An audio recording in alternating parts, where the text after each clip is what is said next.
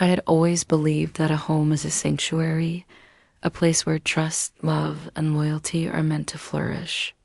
My wife, Samira, and I had built what I thought was a stable life together, a comfortable home, a successful business, and a family that relied on us.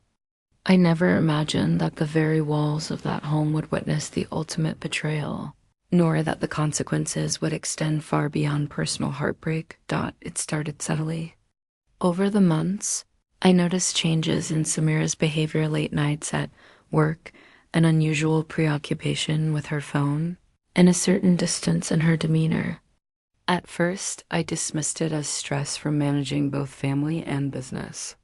But the unease in my gut grew, persistent and insistent, until I could no longer ignore it. The revelation came unexpectedly one evening.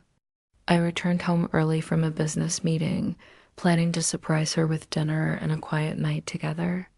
Instead, I walked into a scene that felt like the shattering of reality itself. Samira was not alone.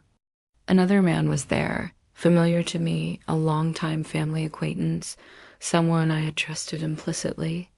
The shock was immediate, the betrayal raw and tangible. I froze for a moment, absorbing the scene.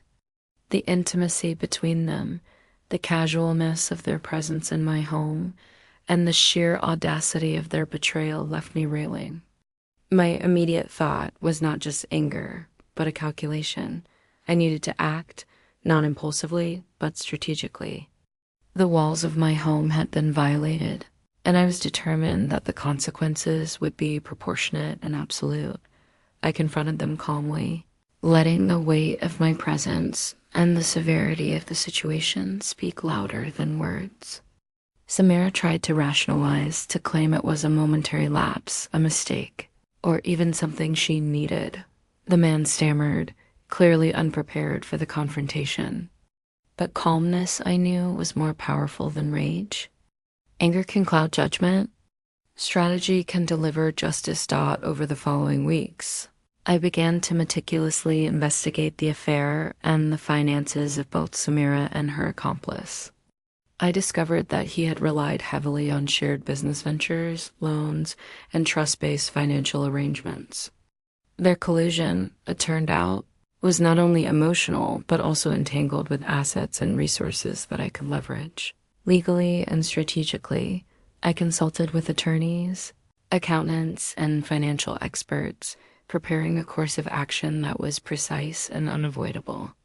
The goal was not only to separate myself from the betrayal, but also to ensure that they faced the tangible consequences of their reckless and disloyal actions.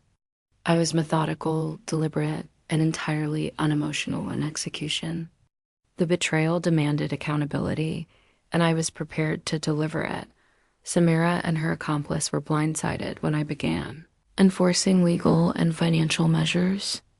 Assets were frozen, business contracts terminated, and personal guarantees called in. Every resource they had counted on often built on deceit. Manipulation and the assumption of my inaction was systematically dismantled.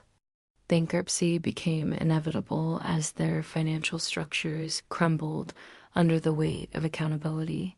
Throughout the process, I maintained composure. There was no public spectacle, no dramatic confrontation beyond the initial discovery. The law, strategy, and precise action became the instruments of justice.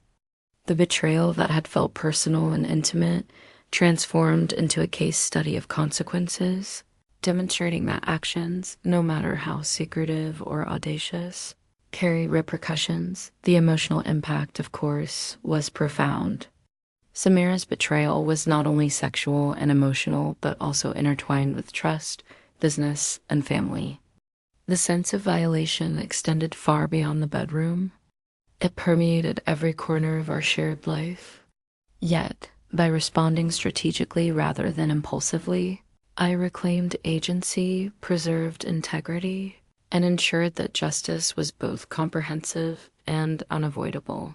Friends and family were shocked when the truth emerged, but the meticulous way I had handled it left little room for doubt or speculation.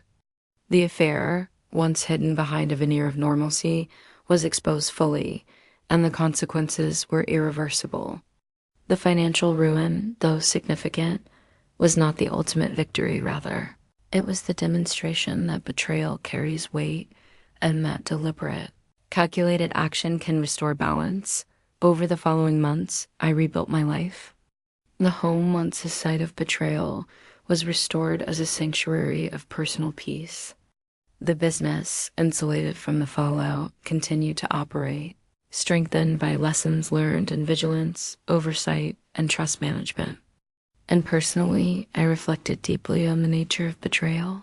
It is not only the act itself, but also the audacity to believe it can go unchallenged. The experience taught me invaluable lessons about vigilance, strategy, and emotional control. First, betrayal, when discovered, must be confronted decisively and strategically. Reacting impulsively may satisfy immediate anger, but strategic action delivers lasting consequences. Second, accountability is paramount, not only for emotional justice, but for tangible repercussions in shared endeavors and intertwined lives. Third, trust, once violated in such a comprehensive way, demands rigorous boundaries, protection, and restoration of control. Looking back, the night I discovered the affair in my own home remains etched vividly in my memory. The shock, the anger, the cold calculation, all were part of a process that transformed personal devastation into structured accountability.